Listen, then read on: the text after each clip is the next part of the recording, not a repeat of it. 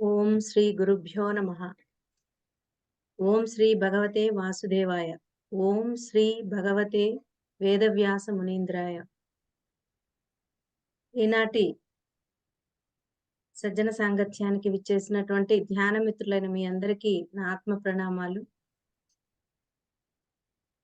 మరి మనము ప్రతి గురువారం కూడా చక్కగా భగవద్గీత జ్ఞానాన్ని మనమందరం కూడా ఇక్కడ పాలుపంచుకుంటున్నాము. అందులో భాగంగా కర్మ సన్యాస యోగంలో మనం అందరం కూడా కొంత జ్ఞానాన్ని తీసుకోవడం జరిగింది.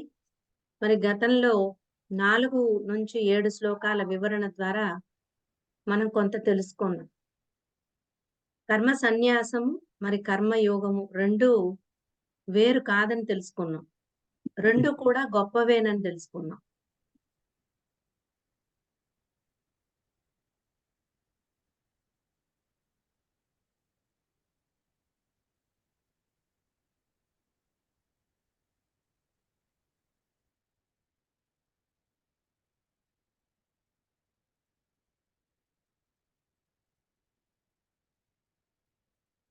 అలాగే కర్మయోగం ద్వారా మరి కర్మ సన్యాస యోగాన్ని చేరుకోవాలని, దానికి మార్గము కర్మయోగం మాత్రమేనని, కాబట్టి కర్మయోగం అనేటువంటి ఒక శుద్ధి కర్మ ద్వారా మనస్సును మనం ముందుగా శుద్ధి చేసుకోవాలి. అలా శుద్ధి చేసుకొని సిద్ధం చేస్తేనే కర్మ సన్యాస యోగం అన్నటువంటి దానికి మనకి అర్హత అనేది కలుగుతుంది అని చెప్పుకున్నాం. అలాగే కర్మయోగి యొక్క 3 స్థితులను కూడా వర్ణించడం జరిగింది భగవానుడు. ఏమిటది అంటే విశుద్ధాత్మ, విజితాత్మ, జితేంద్రియాః.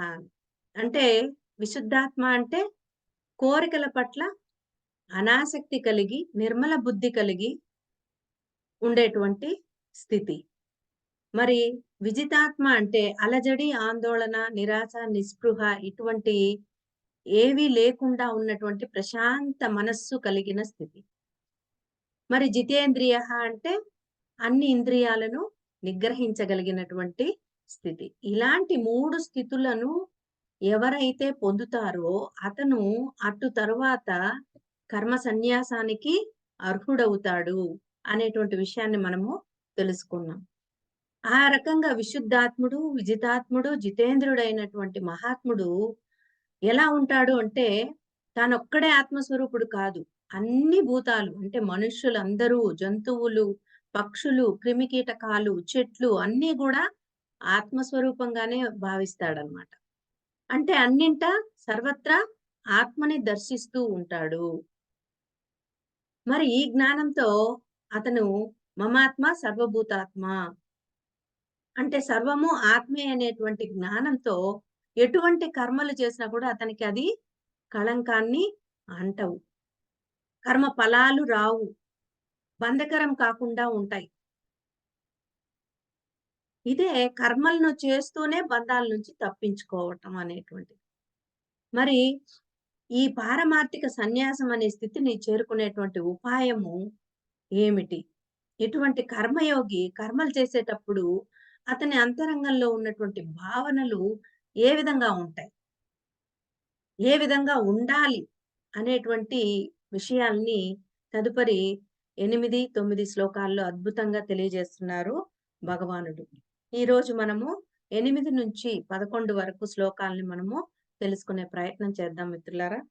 మరి 8, 9 2 శ్లోకాలు కూడా జంట శ్లోకాలు. అంటే వెంటనే దాని గురించి రెండిటిని కలిపి ఇక్కడ మనము విశ్లేషించుకోవడం జరుగుతుంది కాబట్టి 2 శ్లోకాలను మీ ముందుంచే ప్రయత్నం చేస్తాం. నైవ కించిత్ కరోమీతి యుక్తో మన్యేత తత్వవిత్ పశ్యన్ శృణ్వన్ సృజన్ శిఘ్నన్ అశ్నన్ గచ్చన్ స్వపన్ శ్వసన్ ప్రలపన్ విసృజన్ గృహ్ణన్ ఉన్మిషన్ నిమిషన్ అపి ఇంద్రియాణి ఇంద్రియార్థేషు వర్తంత ఇతి ధారయన్. ఇక్కడ చాలా పదాలు వచ్చాయి. మనకు కూడా ఆశ్చర్యంగా ఉంటుంది. ఈ శ్లోకం కొంచెం డిఫరెంట్ గా ఉంటుంది. ఏమిటి అంటే ఇక్కడ చాలా విషయాలు చెప్పారు భగవానుడు. చూస్తున్నప్పుడు, వింటున్నప్పుడు, తాకుతున్నప్పుడు, వాసన చూస్తున్నప్పుడు, మరి తింటున్నప్పుడు, నడుస్తున్నప్పుడు, నిద్రపోతున్నప్పుడు, శ్వాసిస్తున్నప్పుడు, మాట్లాడుతున్నప్పుడు, మల విసర్జన చేస్తున్నప్పుడు, వస్తువులను పట్టుకుంటున్నప్పుడు, కనురెప్పలు వేసి తీస్తున్నప్పుడు, తత్వవిదుడు అయినటువంటి వాడు ఇంద్రియాలు ఆయా విషయాల్లో ప్రవర్తిస్తున్నాయి అని గ్రహించుకుంటాడు. అంతేకాని నేను ఏమీ చేయటం లేదు అని భావిస్తాడట. చూసారా? ఈ 2 శ్లోకాలు కలిపి ఈ అంతరార్థం. అంటే ఏ పని చేసినా ఇక్కడ ఒక్కొక్క దాన్ని చెప్పాడాయన. అందుకే ఆ శ్లోకం ఆ రకంగా మనము ఉచ్చరిస్తూ వచ్చాం. అంటే తాను అకర్తగా ఉంటాడు. అటువంటి వాడు ఎలా ఉంటాడు? అకర్తగా ఉంటాడు. అతనే కర్మయోగి. కాబట్టి ఇక్కడ తత్వవిత్ అన్నారు. అంటే తత్వవిదుడు. అంటే అంతఃకరణ శుద్ధిని పొంది, ఇంద్రియాలను, మనస్సును తన అధీనంలో ఉంచుకొని, అందరినీ తనలోనూ, తనను అందరిలోనూ చూడగలుగుతూ, ఉన్నది ఒకటే ఆత్మ అని, అది తానేనని గ్రహించి, ఆ ఆత్మ యందు నిలకడ కలిగినటువంటి వాడు. అటువంటి తత్వాన్ని తెలుసుకున్నటువంటి వాడే తత్వవిదుడు. చూసారా? అంటే నిష్కామ కర్మయోగాన్ని ఆచరిస్తున్నప్పుడు ఈ తత్వవిదుడు ఎలా వ్యవహరిస్తాడో తెలుసుకోవాలి మనం. కాబట్టి ఇంకా లోతుల్లోకి వెళ్ళినట్లయితే ఈ 2 శ్లోకాల యొక్క అంతరార్థాన్ని మనం గనక విశ్లేషించుకున్నట్లయితే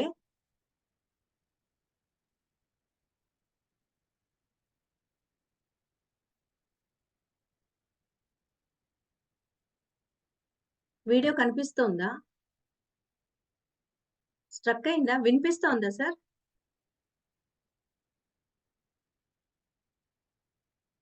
హలో!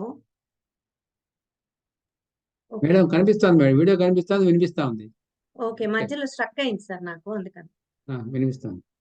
ఓకే. కాబట్టి ఇక్కడ తత్వవిదుడు అంటే నిష్కామ కర్మయోగాన్ని ఆచరించేటప్పుడు ఎలా వ్యవహరిస్తాడు? అతడి కన్ను చూస్తూ ఉన్నా, చెవులు వింటూ ఉన్నా, చర్మము స్పర్శిస్తూ ఉన్నా, ముక్కు వాసన చూస్తూ ఉన్నా, నాలుక రుచులు చూస్తూ ఉన్నా, మరి పాదాలు నడుస్తూ ఉన్నా, చేతులు పని చేస్తూ ఉన్నా, వాక్కు మాట్లాడుతూ ఉన్నా, ప్రాణము ఉచ్ఛ్వాస నిశ్వాసలు జరుపుతూ ఉన్నా, గుహ్య గుదేంద్రియాలు జలాన్ని, మలాన్ని విసర్జిస్తూ ఉన్నా, మరి ఉప ప్రాణవాయువులు కంటిరెప్పలు వేస్తూ ఉన్నా, తీస్తూ ఉన్నా, ఆయా ఇంద్రియాలు ఆయా విషయాల్లో ప్రవర్తిస్తూ వాటి పనులు అవి చేసుకుంటున్నాయి. నేను మాత్రం కేవలం సాక్షిగా ఉన్నాను అని భావిస్తాడు. నేను అకర్తను, అభోక్తను, అసంగుణ్ణి అనేటువంటి నిశ్చయ జ్ఞానం అతనిలో ఉంటుందన్నమాట. అంటే జీవితంలో తప్పకుండా చేయవలసిన కర్మలను చేస్తూ ఉన్నా కూడా నేను చేస్తున్నాననే కర్తృత్వ భావన అతనిలో ఉండదు. అతడు ఎటువంటి కర్మలను సన్యసించడు, వదిలిపెట్టడు. కానీ కర్మలతో సంఘభావాన్ని సన్యసిస్తాడు. అతడి ఆలోచనల్లో, భావనల్లో కర్మల తాలూకు వాసనలు, జ్ఞాపకాలు ఉండవు. అంటే అతని ఆలోచనల్లో, భావనల్లో అతను చేసే పని యొక్క వాసనలు పేరుకుపోవు. ఇది ఎలాగో ఒక కథ ద్వారా మనం తెలుసుకుందాం. ఒక చిన్న కథ ద్వారా. ఇది మామూలుగా చాలా మాస్టర్స్ చాలా మంది చెప్తూ ఉంటారు ఈ కథ గూడా. ఒక సన్యాసి, అతని శిష్యుడు బ్రహ్మచారి. ఇద్దరు గూడా ఒక గ్రామానికి వెళుతూ ఉన్నారు. మధ్యలో ఒక చిన్న ఏరు పారుతూ ఉంది. అలా వాళ్ళు ఏటి దగ్గరకు రాగానే రక్షించండి, రక్షించండి అనేసి ఒక స్త్రీ యొక్క ఆర్తనాదం వినిపిస్తుందనమాట. ఆ శబ్దం వచ్చిన వైపు వీళ్ళు చూస్తే అమ్మాయి ఒక యువతి కొట్టుకొని పోతూ ఉంటుంది. ఆమె ఆ ఒడ్డు మీదకి రాలేకుండా సతమతమవుతూ ఉంటుంది. వెంటనే ఆ బ్రహ్మచారి అయినటువంటి వాడు ఆ ఏటిలోకి దూకి ఆమెను పట్టుకొని భుజాల మీదకి ఎక్కించుకొని ఒడ్డుకు చేరుస్తాడు. అలాగే ఆమెను మింగేసిన నీళ్ళంతా కక్కించి ఆమె కొంచెం కుదుట పడగానే ఆమెను వదిలిపెట్టి వీళ్ళిద్దరూ బయలుదేరి వెళ్తూ ఉంటారు. సన్యాసి, బ్రహ్మచారి ఇద్దరు గూడా వెళుతూ ఉంటే, ఈ సన్యాసి మాత్రం ఆ శిష్యుడైనటువంటి బ్రహ్మచారిని పదే పదే గోకటం ప్రారంభించాడు. ఏమని గోకాడు? "నువ్వు బ్రహ్మచారివి. స్త్రీని తాకకూడదు. అందులోనూ వయసులో ఉన్న యువతిని తాకినావు. ఊరికే తాకడమే కాదు, భుజాల మీదకి ఎక్కించుకున్నావు. ఒడ్డు మీదకి తీసుకొచ్చి ఆమె శరీర అవయవాలను తాకావు నువ్వు. ఇది నీకు తగునా? నీ పవిత్రత ఏమైపోతుంది? నీ సన్యాసత్వం ఏమైపోతుంది?" అని మొదలుపెట్టాడన్నమాట. ఈ బ్రహ్మచారి శిష్యుడు ప్రశాంతంగా గమ్మునున్నాడు. 2 రోజులు గడిచినా కూడా ఇదే గొడవ చేస్తున్నాడట ఆయన. అదే నస, అదే చర్చ. ఇంకా ఆ యువతి వయస్సును, ఆమె అందాన్ని, ఆమె అవయవ సౌష్ఠవాన్ని ఇవన్నీ వర్ణించుకుంటూ, నువ్వు తప్పు చేశావని పదే పదే ఎత్తి పొడుస్తూ ఉన్నాడట. అయినప్పటికీ గురువు కదా, పెద్దవాడు కదా అని పట్టించుకోకుండా గౌరవభావంతో ఊరుకున్నాడు. కానీ ఆ గురువు మాత్రం జిడ్డులాగా వదలలే. ఇదే పదే పదే గుర్తు చేస్తూనే ఉన్నాడు. చివరికి విసిగి వేసారిపోయినటువంటి ఆ బ్రహ్మచారి ఏం చేశాడంటే, "గురువుగారు, నేను ఆమెను 2 నిమిషాలే మోసాను. కానీ మీరు మాత్రం 2 రోజుల నుంచి ఇంకా మోస్తూనే ఉన్నారు" అన్నాడంట. అంటే కర్మను సన్యసించటం కాదు, కర్మతో సంఘభావాన్ని సన్యసించాలి అన్నది ఇక్కడ చాలా చాలా ఇంపార్టెంట్. అతను ఒక వ్యక్తి, ఒక ఆత్మస్వరూపము ఆపదలో ఉన్నప్పుడు ఆదుకున్నాడు. అంతేకాని దాన్ని మనసులో పదే పదే తలుచుకోలేదు ఆ విషయాల్ని. ఆ క్షణమే దాన్ని వదిలిపెట్టి తన దారిన తాను వెళ్ళిపోతున్నాడు. కానీ ఈ పెద్దాయన మాత్రము దాన్ని పదే పదే గుర్తుకు చేసుకుంటూ "నువ్వు తప్పు చేశావు, నువ్వు తప్పు చేశావని" పక్కవాడిని నిందించటంతోనే ఆ ఆ పరిస్థితిని తాను మోసాడు. ఎవరైతే ఆ అమ్మాయిని మోసాడో అతను మోయలేదు మనసులో. చూసిన అతను మోసాడు. కాబట్టి కర్మను సన్యసించటం అనేది కాదిక్కడ ముఖ్యం. కర్మతో ఉన్నటువంటి ఆ సంఘ భావాన్ని సన్యసించాలి. భావ సన్యాసం అనేది ముఖ్యము అని చెప్తున్నారు భగవానుడు. అందుకే ఈ పని నేను చేస్తున్నాను. ఇది నేనే చేయాలి. నేను తప్ప దీన్ని ఎవరూ నిర్వహించలేరు అనే భావం ఉండి కర్మను సన్యసించినా కూడా అంటే ఆ పనిని చేయకపోయినా కూడా అతడు సన్యాసి కాదంట. కర్మ చేయకపోయినా దానినే మనసుకు పట్టించుకొని ఎప్పుడూ దాన్ని తలుచుకుంటా ఉంటే అతడు కపట సన్యాసి అంటున్నారు భగవానుడిక్కడ. అంటే ఇక్కడ రక్షించటానికి దిగకపోయినా అన్నీ పరిశీలించే పనిలో నిమగ్నమైన ఈ సన్యాసి కపట సన్యాసి. కర్మ సన్యాసం కాక భావ సన్యాసంలో ఉండాలన్నది అతనికి తెలియలేదు. కానీ ఆ శిష్యుడైన బ్రహ్మచారికి అది చక్కగా తెలిసింది. అదే నిజమైన సన్యాసము. అతడే నిజమైన తత్వవిదుడు. చూసారా? కాబట్టి తత్వవిదుడు అంటే అది. ఈ దేహేంద్రియ మనోబుద్ధులకు అతీతమైనది ఆత్మ. మరి ఈ దేహేంద్రియాలు వాటి యొక్క పనులను కేవలం సాక్షిగా చూస్తుంది ఆత్మ. ఈ ఆత్మే జీవుని యొక్క అసలు స్వరూపం. అంతే కదా! ఆత్మ వచ్చి ఈ దేహాన్ని చేరినప్పుడు జీవుడయింది. కాబట్టి జీవుడి యొక్క అసలు స్వరూపము ఆత్మ. నేను ఆత్మను అని మరిచిపోయి ఈ దేహము మరి ఇంద్రియాలతో తాదాత్మ్యం చెంది ఈ దేహమే నేను, మనసే నేను, ఈ బుద్ధే నేను అని భ్రమపడుతూ చేసే పనులు, ఆ ఆలోచనలు నేనే చేస్తున్నాను అనేటువంటి ఆలోచనలు, ఈ కర్తృత్వ బుద్ధితో ఎవరైతే ఉంటారో అతను కర్మ సన్యాసి కాలేడు. అయితే ఎవరైతే శాస్త్ర విషయాలను సద్గురువు ద్వారా శ్రవణం చేసి ఇలాంటి ఒక అద్భుతమైనటువంటి సజ్జన సాంగత్యంలో లేదా గురువుగారి సజ్జన సాంగత్యంలో శ్రవణం చేసి ఈ శాస్త్రాన్ని శ్రవణం చేసి ఇప్పుడు ఈ భగవద్గీత అనేది అద్భుతమైనటువంటి ఆత్మశాస్త్రం. ఈ శాస్త్రాన్ని శ్రవణం చేసి, ధ్యానం చేసి మనన నిధిధ్యాసనల ద్వారా గట్టిపరుచుకుంటాడో అటువంటి వాడు తత్వవిదుడు, అజ్ఞానాన్ని తొలగించుకోగలుగుతాడు అని చెప్తున్నారు భగవానుడు ఇక్కడ. చూసారా? కాబట్టి మనల్ని ఎంత గొప్ప మార్గంలో మన గురువుగారు తీసుకెళ్లారో మనం ఇక్కడ గుర్తు తెచ్చుకోవాల్సిన అవసరం చాలా ఉంది. కాబట్టి ఇక్కడ తాను ఆత్మనని, ఈ దేహేంద్రియ మనోబుద్ధులు తనకన్నా వేరుగా ఉన్నాయని, అవి చేసే పనులతో, సంకల్పాలతో నాకెటువంటి సంబంధము లేదని, ఇంద్రియాలు వాటి వాటి పనుల్లో అవి ప్రవర్తిస్తూ ఉంది కానీ, ఆత్మనైన నేను ఏమీ చేయటం లేదు. నేను ఆ ఇంద్రియాల పనులను చూసే ఒక సాక్షిని మాత్రమే అని నిశ్చయించుకొని, ఎటువంటి సుఖదుఖాలు లేకుండా ఉండిపోయేవాడే తత్వవిదుడు. అటువంటి వాడంట ఎప్పుడు అఖండ ఆనందంలో ఉండిపోతాడంట. అతనికి దుఃఖమన్న మాటే తెలియదు. అఖండమైన ఆనందంలో ఉంటాడట. ఇదే యోగయుక్తుడైనటువంటి తత్వవేత్త ఈ ప్రపంచంలో వ్యవహరించే తీరు. మరి సామాన్య సాధకుడు ఇలా ఎప్పుడు తయారవుతాడు? దీనికి ఎలాంటి శిక్షణ పొందాలి అనేటువంటిది నెక్స్ట్ శ్లోకంలో 10వ శ్లోకంలో భగవానుడు తెలియజేస్తున్నారు మనకి అద్భుతంగా. బ్రహ్మణ్యాధాయ కర్మాణి సంగం తక్వా కరోతి యః లిప్యతే న సపాసేన పద్మపత్ర వివాంబస. పద్మపత్ర మివాంబస. ఈ పాట మనం చాలా సార్లు విన్నాం.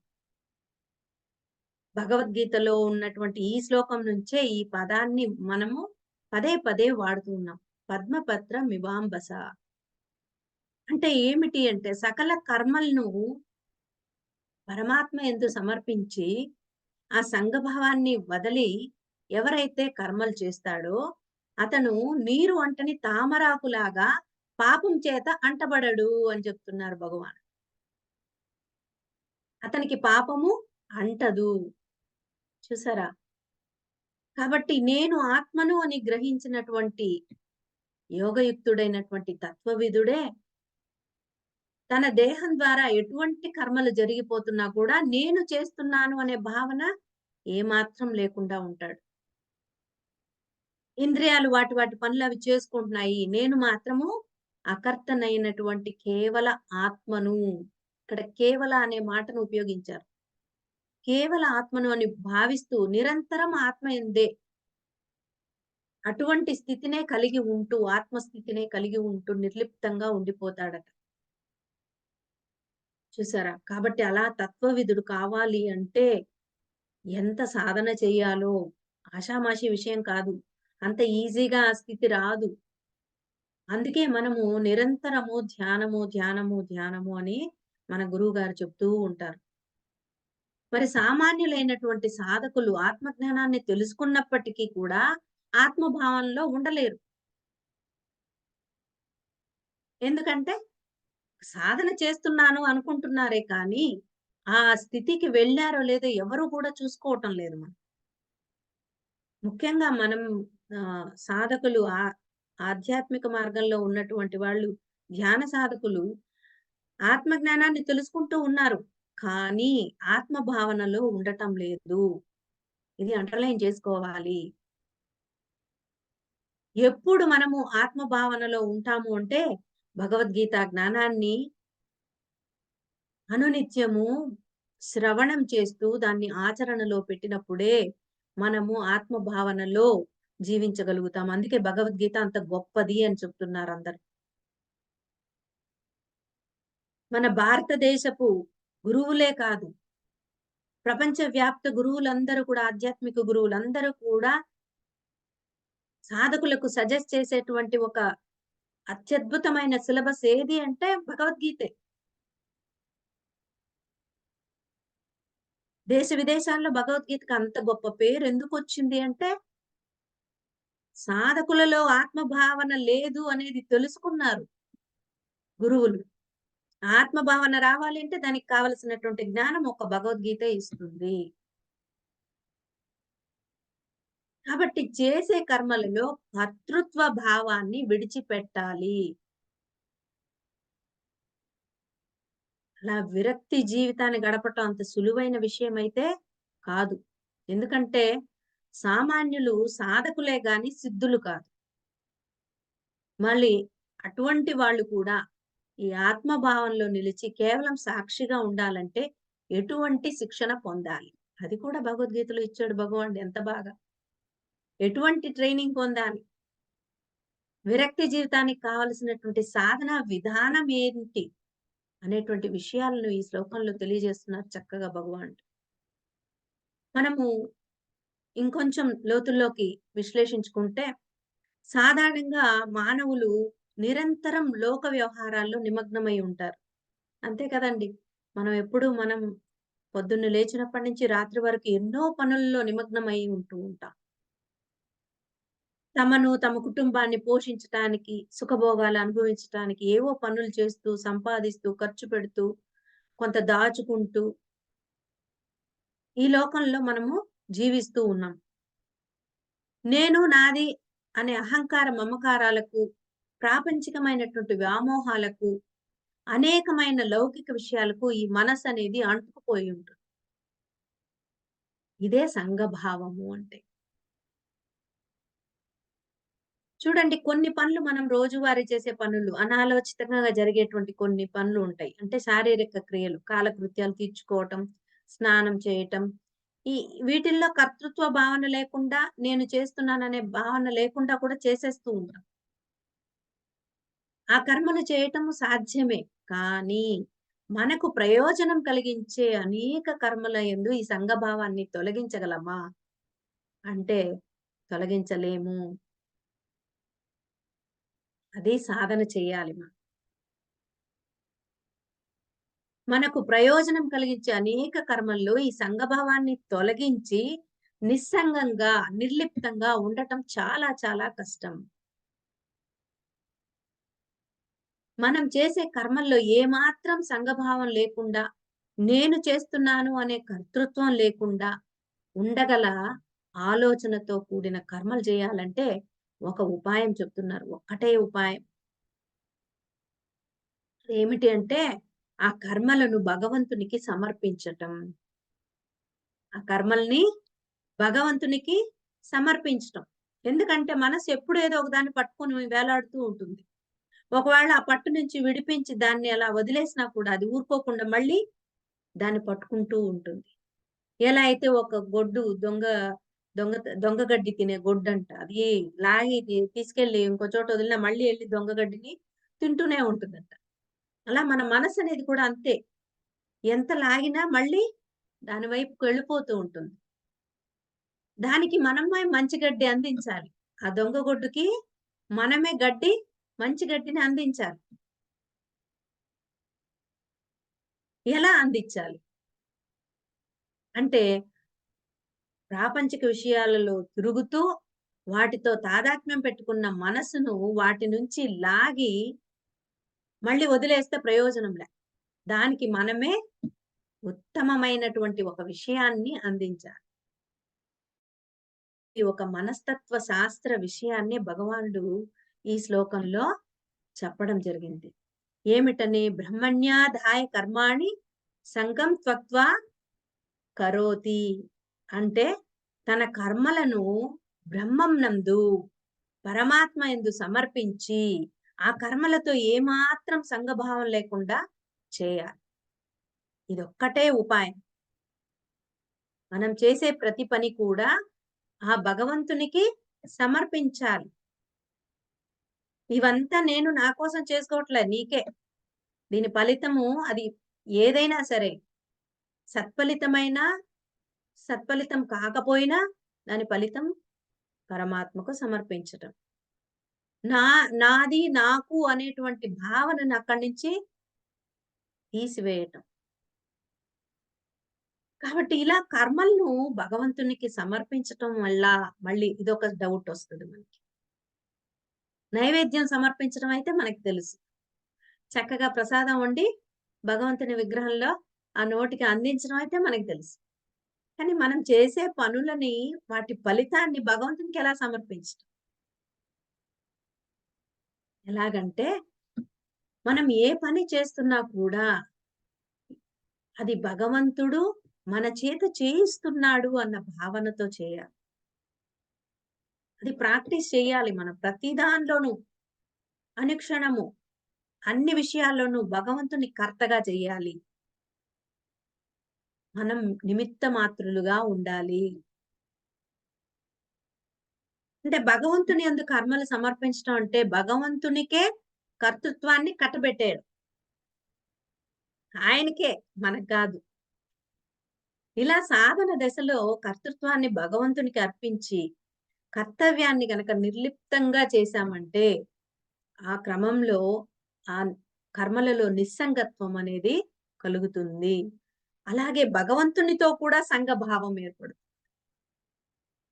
భగవంతునితో సంఘభావం ఏర్పరచుకోవాలి. మనం చేసే కర్మలతో కాదు. చూసారా? భగవంతునికి సమర్పిస్తున్నామంటే, భగవంతునికి దగ్గరవుతూ ఉన్నాము. భగవంతునితో సంఘభావాన్ని ఏర్పరచుకుంటున్నాము. అప్పుడే అన్నీ చేసేవాడు భగవంతుడు. నాదేం లేదు అనేటువంటి నిశ్చయ జ్ఞానం మనలో అలా గట్టిగా పట్టుకుంటుందన్నమాట. ఈ విధంగా మనం కర్మలను భగవంతునికి సమర్పించాలి. కాబట్టి కర్మలను సమర్పించడం అంటే, కర్మల యొక్క కర్తృత్వాన్ని సమర్పించటమే. అంటే కర్తృత్వం అంటే, నేను చేస్తున్నాను అన్న భావన. అండర్‌లైన్ చేస్తాం. దీనివల్ల మనకి ఆ సంఘభావం పోయి నిస్సంగత్వము ఏర్పడుతుంది. అయితే ఇటువంటి నిస్సంగత్వం నిరంతరం పరమాత్మ యందు మన మనసు నిలవటం వల్లనే కలుగుతుంది అంటున్నారిక్కడ. చూసారా? నిరంతరం మరి పరమాత్మ యందు మనసును నిలపగలిగేటువంటి ఒకే ఒక ప్రక్రియ శ్వాస మీద ధ్యాస, ధ్యానం తప్ప మరొకటి కాదు. ఇది మనం గుర్తుపెట్టుకోవాలి. భగవద్గీతలో చూడండి ఎంత చక్కగా చెప్పారో. అర్థం చేసుకోవాలి మనం. అటువంటి నిస్సంగత్వం నిరంతరము మనకు పరమాత్మ యందు మనసు నిలపటం వల్లనే కలుగుతుంది అని ఘంటాపథంగా చెప్తున్నారు భగవాన్. దానికి సత్సంగమే ఉత్తమమైన ఉపాయము అన్నారు. సత్సంగమే. ఇక్కడ సజ్జన సాంగత్యం వేరు, సత్సంగము వేరు. ఇది మనం బాగా గుర్తుపెట్టుకోవాలి. చాలా మంది సత్సంగానికి వెళ్ళాను అంటారు. సత్సంగం వేరు, సజ్జన సాంగత్యం వేరు. సత్సంగము అంటే సత్తుతో సంగము. సత్ అంటే సత్యమైనది. ఏది? ఆత్మే సత్యమైనది.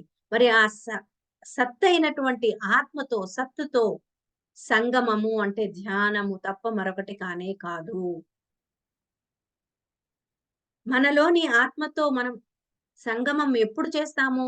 ధ్యానంలో కూర్చుని శ్వాస మీద ధ్యాస పెట్టి, మనస్సు, బుద్ధి దాటి ఆత్మతో మనము చేరువవుతూ ఉంటాము. దగ్గరవుతూ ఉంటాము. అదే సత్సంగం అంటే.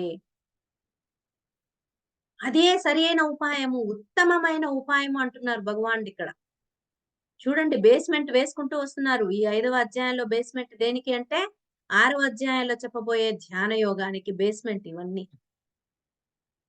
ఎంత అద్భుతంగా వచ్చిందో స్టెప్ బై స్టెప్ అసెండింగ్ ఆర్డర్‌లో ఆ జ్ఞానాన్ని భగవంతుడు మనకి అందించడం జరిగింది భగవద్గీతలో. అందుకే శంకరాచార్యులు వారన్నారు, సత్సంగత్వే నిస్సంగత్వం, నిస్సంగత్వే నిర్మోహత్వం, నిర్మోహత్వే నిర్మల చిత్తం, నిర్మల చిత్తే జీవన్ముక్తిః అన్నారు. అంటే సత్సంగత్వే నిస్సంగత్వం. ఆ సత్సంగత్వం ద్వారానే నిస్సంగత్వం వస్తుంది. అన్నింటితోనూ మనకి ఆ బంధరాహిత్య స్థితి కలుగుతుంది. అప్పుడే మనకి జీవన్ముక్తి అన్నారు భగవాన్ ఆది శంకరాచార్యుల వారు. కాబట్టి సత్సంగం వేరు, సజ్జన సాంగత్యం వేరు. మరి సజ్జన సాంగత్యం అంటే ఏంటి అంటే, సత్తును తెలుసుకున్న జనులతో సాంగత్యం. కాబట్టి సజ్జన సాంగత్యం వేరు, సత్సంగం వేరు మనం గుర్తుపెట్టుకోవాలి. ఇక్కడ భగవానుడు సత్సంగమే ఉత్తమమైన ఉపాయం అన్నారు. సత్సంగం అంటే ధ్యానము. ధ్యానం ద్వారా మాత్రమే మనలో ఉన్నటువంటి ఆ సంఘభావము, ఆ భౌతిక విషయాల్లో మనం చేసే కర్మలతో సంఘభావం తొలగి భగవంతునితో సంఘభావం ఏర్పడుతుంది. కాబట్టి ఇలా సత్సంగం ద్వారా భగవంతునితో సంఘభావం పెట్టుకోవటం ద్వారా ప్రపంచంతో నిస్సంగత్వం ఏర్పరచుకొని చేసే కర్మలన్నింటినీ కూడా భగవంతునికి సమర్పిస్తే కలిగే ప్రయోజనం ఏమిటి అని చెప్తూ ఈ శ్లోకంలోనే నా పాపేన నా లిప్యతే అన్నారు. నా పాపేన నా లిప్యతే అన్నారు. అంటే అతడు పాపాల చేత అంటబడడు. చూసారా? ఇక్కడ పాపాలు అంటే వాసనలు అని కూడా మనము గుర్తుపెట్టుకోవాలి. ఎందుకంటే మనం పూర్వం చేసిన పాప పుణ్య ఆలోచనలు ఏవైతే ఉన్నాయో అవి వాసనలుగా మనలో మనసు పైన ముద్రలుగా పడిపోయి ఉంటుంది, జన్మ జన్మలకి తీసుకురాబడుతూ ఉంటుంది. అవి మళ్ళీ మళ్ళీ మనల్ని ప్రేరేపిస్తూ కర్మలకు ప్రేరేపిస్తూ ఉంటాయన్నమాట. ఈ వాసనల వల్లే మనం కొన్ని పనులు అనాలోచితంగా కూడా చేసేస్తూ ఉంటాం, చేయకూడనివి కూడా. మరి ఆ వాసనలు తొలగాలి. ఇక్కడ అదే చెప్తున్నాడు భగవానుడు. ఆ ప్రేరణల వల్ల మనం ఎప్పుడైతే మళ్ళీ కర్మబంధంలో చిక్కుకుంటూ ఉన్నామో అటువంటి వాసనలను క్షయం చేసుకోవాలి. ఆ వాసనలన్నీ క్షయమైపోతేనే మనస్సు శుద్ధమైపోయి ధ్యానానికి అనుకూలమవుతుందట. మరి ఆ వాసనలన్నీ తొలగాలంటే ఏం చేయాలి? ధ్యానం తప్ప మరొక మార్గము లేదు. ఈ వాసనలన్నీ క్షయమైతేనే మనస్సు శుద్ధమవుతుంది అంట. అంతేకాని పూర్వంలో చేసినటువంటి పాపాలు నశించిపోతాయని భ్రమపడవద్దు అని చెప్తున్నారు మళ్ళీ ఇక్కడ. నా పాపేనా నా లిప్యతే అంటే పాపాలు తొలగిపోతాయి. పాపాలు అంటబడదు అంటే అర్థం ఏమంటే వాసనలు ఖర్చయిపోతాయి. వాసనలకు అంటుకోము మనము. పాప కర్మలు అనుభవిస్తేనే ఖర్చవుతాయండి. పాపాలు కానీ, పుణ్యాలు కానీ వాటి ఫలితాలు అనుభవిస్తేనే ఖర్చవుతాయి.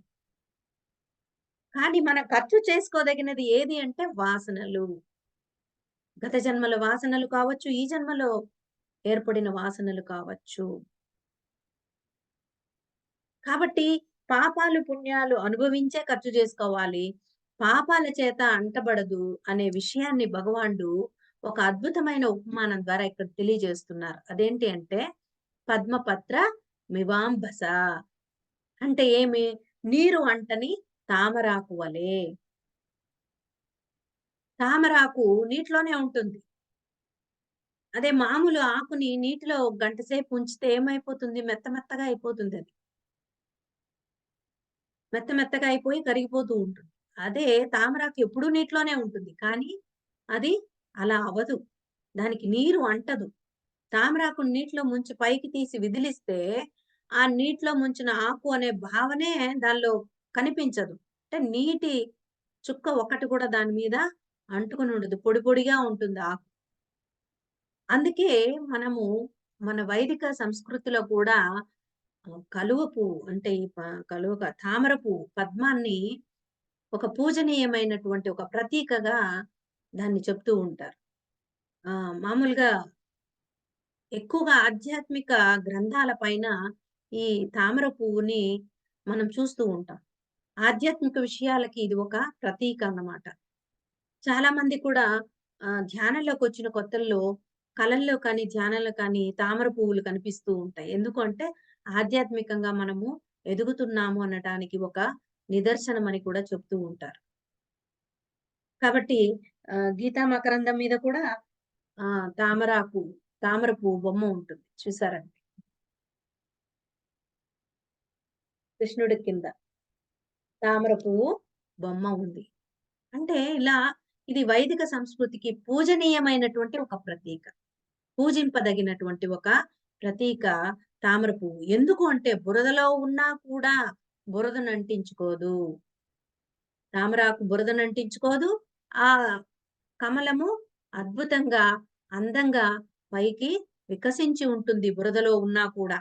అలాగే ప్రపంచంలో అనేకమైనటువంటి విషయ వ్యామోహాలకు అంటకుండా మనము ఒక తామర పువ్వులాగా, ఒక తామరాకులాగా ఉండాలి అనేటువంటి సూచన అన్నమాట ఇక్కడ మనకి. పద్మపత్ర మివాంబస అని భగవానుడు చెప్పడంలోని అంతరార్థం. మరి బ్రహ్మార్పణ బుద్ధితో ఎప్పుడైతే మనం కర్మలు ఆచరిస్తూ ఉంటామో, ఆ కర్మల్లో సామర్థ్యం కూడా వ్యక్తమవుతుంది అంటున్నారు. అంటే చక్కటి క్వాలిటీ వర్క్ అంటే కర్మ ఒక అద్భుతమైన కర్మగా మనం చేయగలుగుతాం. దానిలో ఆహ్, ఏమంటారు దాన్ని? క్వాలిటీని అందులో అద్భుతమైనటువంటి నైపుణ్యంతో చేస్తాము. సంఘభావంతో కర్మలు చేస్తే సమర్థత ఉండదు. ఆ కర్మలను సంఘభావంతో చేస్తే సమర్థత ఉండదు. బ్రహ్మార్పణ బుద్ధితో చేస్తే అందులో సామర్థ్యము పెరుగుతుంది. సమర్థత పెరుగుతుంది. దీనికి ఒక ఎగ్జాంపుల్ ఏమంటే, ఒక డాక్టర్ ఆపరేషన్‌లు చాలా చక్కగా చేస్తూ ఉంటాడు. ఆయన ఎన్నో ఆపరేషన్‌లు అవలీలగా చేసేటువంటి గొప్ప డాక్టర్. కానీ ఆయన భార్యకు జబ్బు చేసింది. ఆమెకి ఆపరేషన్ చేయాల్సొచ్చింది. కానీ ఆయన ఏం చేస్తాడంటే, వేరే డాక్టర్ దగ్గరికి తీసుకెళ్ళి ఆమెకి ఆపరేషన్ చేయిస్తాడు. ఎందుకు? తన భార్యపై గల మమకారము, మోహము అతన్ని అసమర్థుణ్ణి చేస్తుంది. అంటే ఇక్కడ సంఘభావం ఉంది కనుక అతని సమర్థత ఇక్కడ పనికి రావటం లేదు. చూసారా? ఏ కోరికలు లేకుండా, కర్మఫలాన్ని ఆశించకుండా, కర్మల పైన ఆసక్తి లేకుండా కర్మలు చేయాలని మనకెప్పుడూ అనిపించదు మామూలుగా. కానీ దాన్ని ఎలా చేయాలి? అలా సంఘభావాన్ని వదిలి భగవంతునికి అర్పిస్తూ కర్మ చేయాలి. అది ఎలా చేయడానికి వీలవుతుంది అనేటువంటిది తదుపరి శ్లోకంలో భగవానుడు చెప్తున్నాడన్నమాట.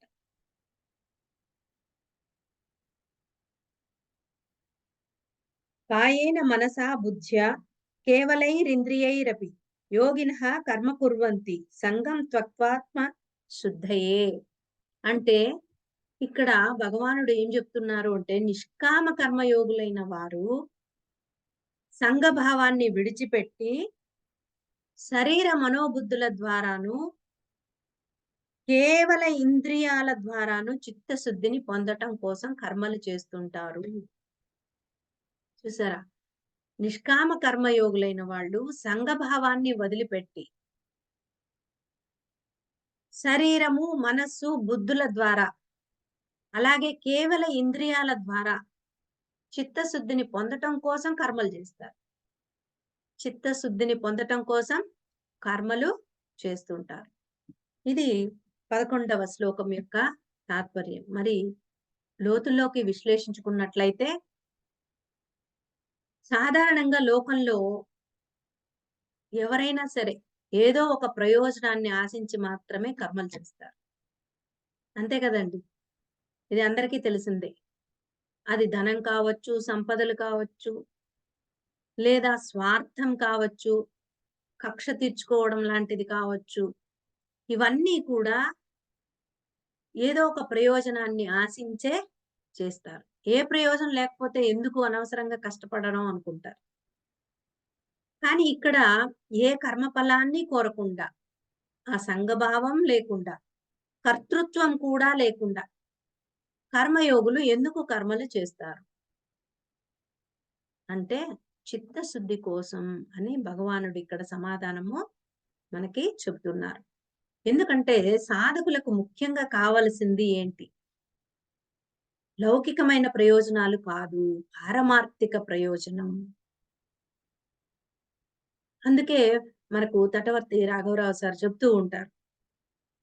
లౌకిక ప్రయోజనాల కోసం కాదు మనం చేయవలసింది. మన కర్తవ్యము పారమార్థిక ప్రయోజనం కోసం. అందుకనే మరణాంతర జీవితం గురించి ఆయన బుక్ కూడా చక్కగా రాశారు. గతంలో చేసింది ఇప్పుడు అనుభవిస్తున్నారు. ఇప్పుడు చేసేది మళ్ళీ భవిష్యత్తులో అనుభవించాలి. కాబట్టి పారమార్థికంగా మనం ఎలాంటి ప్రయోజనాన్ని పొందితే మనకు ముక్తి అనేటువంటి విషయాల్ని చాలా చక్కగా వివరిస్తారు సార్. ఆ పారమార్థిక ప్రయోజనం ఏమిటి అంటే ముక్తి, మోక్షం అంతే.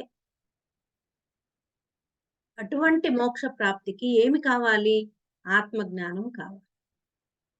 మరి మనం ఆత్మజ్ఞానం పొందుతున్నామా? అంటే ధ్యానంలోకొచ్చి ఇంకా కూడా భౌతికమైనటువంటి విషయాల పట్ల వ్యామోహంతోనే వ్యవహరిస్తూ, ఈ అద్భుతమైనటువంటి ధ్యానాన్ని ప్రాపంచిక విషయాల కోసం, వాటి కోసం ఎక్కువగా ధ్యానాన్ని మనము వినియోగిస్తూ ఉన్నాము. మరి భగవద్గీతలో భగవానుడు ఏం చెప్పారు? ఆత్మజ్ఞానం కోసమే సాధన. ముక్తి కోసమే సాధన. ఆత్మజ్ఞానాన్ని పొంది ఆ ధ్యాన నిష్టలో అద్భుతమైనటువంటి ఆత్మజ్ఞాన అనుభవాన్ని తెచ్చుకోవాలి. అదే చెప్తున్నాడు భగవానుడు భగవద్గీతలో. మరి మనం ఎటు పోతున్నామో మనమే మనల్ని మనం చెక్ చేసుకోవాలి. అటువంటి మోక్ష ప్రాప్తికి ఆత్మజ్ఞానము కావాలి. ఆత్మజ్ఞానాన్ని అనుభవానికి తెచ్చుకోవటానికి ధ్యాన నిష్టలో మనము నిలవాలి అని మరీ నొక్కి చెప్తున్నారు ఇక్కడ భగవాన్. అద్భుతమైనటువంటి మాట ఇది. ఆత్మజ్ఞానాన్ని అనుభవానికి తెచ్చుకోవాలంటే ధ్యాన నిష్టలో నిలవాలి. అందుకు మనస్సు ఏం కావాలి? ఏకాగ్రం కావాలి. మనస్సు ఏకాగ్రం కావాలంటే ఏం కావాలి? చిత్తంలో ఉన్న మలినాలన్నీ శుద్ధిపడాలి. అటువంటి చిత్తశుద్ధి కోసమే నిష్కామ కర్మయోగము. అన్ని ఒకదానికొకటి ఇంటర్‌లింక్డ్ అన్నమాట. నువ్వు ధ్యానం చేసేసి అయిపోయింది. మళ్ళీ నా పని నేను చేసుకుంటానంటే మన జీవితంలో ఎటువంటి మార్పు ఉండదు. ధ్యానం చెయ్యాలి. ఆ ధ్యాన శక్తితో మనస్సును ఏకాగ్రం చేసుకోవాలి. తద్వారా చిత్తంలో ఉన్న మలినాలను తొలగించుకోవాలి. చిత్తశుద్ధి కర్మలలో కూడా మనం చిత్తశుద్ధిని పొందడం జరుగుతుంది. అదే నిష్కామ కర్మయోగము. కర్తృత్వం లేకుండా కర్మలను చేయడం. కర్తృత్వం అంటే గుర్తుపెట్టుకోండి. నేను చేస్తున్నాననేది ఉండకూడదు. నిష్కామం అంటే కోరికలు లేకుండా కర్మలు చేయడం. కాబట్టి యోగులు తత్వంలో నిలవాలనుకున్న సాధకులు చిత్తశుద్ధి కోసమే సంఘరహిత కర్మలను ఆచరిస్తారు అంటున్నాడు భగవానుడిక్కడ. కాబట్టి మనల్ని మన గురువుగారు అద్భుతమైన యోగులుగా దిద్దాలని మనకి ఎంతో జ్ఞానాన్ని అందించారు రకరకాలుగా. ధ్యానాన్ని అద్భుతంగా అందించారు. మరి వీటన్నింటిని మనం ఉపయోగించుకొని సరియైన మార్గంలో మనం ఎదుగుతున్నామా లేదా అనేది మనము ఆత్మవిచారణ చేసుకోవాలి. కాబట్టి తత్వంలో నిలవాలనుకున్న మనము చిత్తశుద్ధి కోసము సంఘరహిత కర్మలను ఆచరిస్తూ దానిలో మరింత మనము ఉన్నత స్థితికి చేరుకోవటానికి ఎప్పుడూ కూడా మనము ధ్యాన నిష్టలో ఉండడము ప్రాక్టీస్ చేయాలి. చిత్తం అనేది ఇక్కడ చూడండి మనస్సు, బుద్ధి, అహంకారము, చిత్తము ఇవి 4 కలిపి అంతఃకరణాలు అంటారు. ఇందులో మనస్సు అనేది ఆలోచనలు చేస్తూ ఉంటుంది. అంటే జ్ఞానేంద్రియాలు వెంట పరిగెడుతూ ఉంటుంది మనస్సు. కళ్ళు చూసినప్పుడు, విన్నప్పుడు ఇలాంటి వాటికి వెంటనే రియాక్ట్ అవుతూ ఉంటుంది మనస్సు. అలాగే ఖాళీగా కూర్చున్నప్పుడు ఆలోచిస్తుంది చూడండి అది చిత్తం. ఎందుకంటే ఆ చిత్తంలో మనం ఈ ఆలోచనలు చేయటం అంతా గూడా దానిలో పోయి పేరుకుపోతూ ఉంటుందన్నమాట అది. అది ఒక స్టోర్ రూమ్ లాగా చిత్తం అనేది. మనం చేసే ఆలోచనలన్నీ అందులో స్టోర్ అయిపోయి ఉంటాయి. సో, ఆ చిత్తంలో నుంచి మనం అందుకే ధ్యానంలో కూర్చోగానే దానిలో నుంచి కొన్ని లేచి బయటకొస్తూ ఉంటాయి. దాన్ని రానివ్వాలన్నమాట. నిన్న మా మాస్టర్ కూడా చెప్పేటప్పుడు సౌజన్య మేడం చెప్పేటప్పుడు చెప్పారు. ఏమని? మనము అప్పటికప్పుడు మ్యూజిక్ గాని, గైడింగ్ కానీ పెట్టుకున్నప్పుడు ఏమవుతుంది అంటే, అప్పటికప్పుడు మనల్ని ఆ స్థితిలోకి తీసుకెళ్తుంది. ఆలోచన రహిత స్థితిలోకి. అంతేగాని చిత్తాన్ని క్లీన్ చేయరు. శుద్ధి చేయరు. చిత్తంలో ఉన్నటువంటి పేరుకున్నటువంటి ఆలోచనలు క్లియర్ కావు. దాన్ని డిలీట్ చేయాలి అంటే సైలెన్స్ మెడిటేషన్ అనేదే సాధన. కాబట్టి అలా మనం ఎప్పుడైతే చక్కగా మనం సాధన చేస్తూ పోతామో, ఆ చిత్తంలో ఉన్నటువంటి ఆలోచనలు, పేరుకుపోయిన ఆలోచనలన్నీ మెల్లమెల్లగా బయటికొచ్చే ప్రయత్నము జరుగుతుందనమాట. కాబట్టి అటువంటి చిత్తశుద్ధి కోసమే ఈ నిష్కామ కర్మయోగము అంటున్నారు. అంటే కర్మలు మనం గనక నిష్కామంగా చేసినప్పుడు చిత్తంలో పేరుకోదు ఈ ఆలోచన. కాబట్టి ఇటు కర్మల ద్వారా చిత్తాన్ని శుద్ధి చేసుకోవాలి. ధ్యానం ద్వారా కూడా చిత్తాన్ని మనము శుద్ధి చేసుకోవాలి. 2 వైపులా మనము చిత్తాన్ని శుద్ధం చేసుకోవటమే ముఖ్యమైన పని సాధకులకి. కాబట్టి కాయేన మనసా బుద్ధ్యా కేవలైరింద్రియైరపి అన్నారిక్కడ భగవానుడు. మరొక మాట. ఏమిటి అంటే శరీరంతో, మనస్సుతో, బుద్ధితో కేవల ఇంద్రియాలతో మనము చేస్తాం అన్ని కర్మలు గూడా. శరీరంతో కర్మలు చేయటం వల్ల శరీరం శుద్ధి అవుతుంది. మనస్సులో భగవంతుని నిలుపుకొని చేసేటువంటి మానసిక కర్మల వల్ల మనోశుద్ధి అవుతుందట. అలాగే బుద్ధిలో ఆత్మభావాన్ని నింపుకొని చేసే బౌద్ధిక కర్మల వల్ల బుద్ధి శుద్ధి జరుగుతుంది. ఇక్కడ గమనించండి. శరీరంతో కర్మలు చేస్తూ ఉంటే శరీరం శుద్ధి. అంటే కర్మలు ఆచరిస్తూ ఉన్నాము. శరీరం శుద్ధి అవుతుంది. మనసులో భగవంతుని నిలుపుకొని నేను చేస్తున్నానన్న భావన లేకుండా చేయటం వల్ల మనసు శుద్ధి అవుతుంది. మరి బుద్ధి ఎలా శుద్ధి అవుతుంది అంటే బుద్ధిలో ఆత్మభావాన్ని నింపుకోవాలి. ఎందుకంటే ఈ బుద్ధి అసలైన ఆత్మకు ఒక సరియైన స్థానం. ఆ బుద్ధిలోనే ఆత్మను నిలుపుకోగలుగుతాం.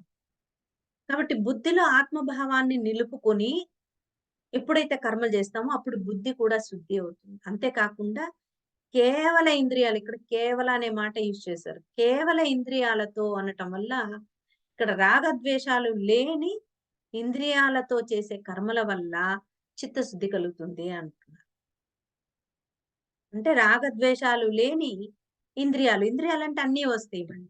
కర్మేంద్రియాలు, జ్ఞానేంద్రియాలు, మనసు, బుద్ధి, చిత్తము, అహంకారం అన్నీ వస్తాయి. సో, ఈ ఇంద్రియాలు రాగద్వేషాలు లేకుండా కర్మలను చేస్తే చిత్తశుద్ధి కలుగుతుంది అంటున్నారు. కాబట్టి ఈ కర్మలన్నీ గూడా భగవత్ప్రీతి కోసం, అంటే భగవదార్పణ బుద్ధితో భగవంతుణ్ణి స్మరిస్తూ చేయాలి. ఇక్కడ కేవలం అనే పదాన్ని చక్కగా మనం అర్థం చేసుకోవాలి. దానికోసం ఒక ఎగ్జాంపుల్ చెప్తాను. ఒక బ్రాహ్మణుడు ఒక గొర్రెని చూశాడనుకోండి. అలాగే ఆ గొర్రెనే ఒక కసాయివాడు కూడా చూశాడు. బ్రాహ్మణుడు చూసి ఇది గొర్రె అనుకున్నాడంతే. కానీ కసాయివాడు ఎలా చూస్తాడు దాన్ని? దీని నుండి ఎంత మాంసం వస్తుంది అని చూస్తాడు. అంటే బ్రాహ్మణునిది కేవల దృష్టి. కేవల దృష్టి. కసాయివానిది సంఘ దృష్టి. అంటే దాని నుంచి ఏదో కోరుకుంటున్నాడు. కానీ బ్రాహ్మణుడు చూసి అది గొర్రె అనుకుంటాడు అంతే. దాని నుంచి ఏమి ఆశించడతను. అది కేవల దృష్టి. కసాయివానిది సంఘ దృష్టి. కాబట్టి కేవల దృష్టితో మనము నిష్కామ కర్మయోగముతో ఉండాలి. కర్మలు చేస్తూ ఉండాలి. అటువంటి వాడికి, అలాంటి వాడికి ఫలితం ఏమిటి? అతని ప్రగతి ఏమిటి?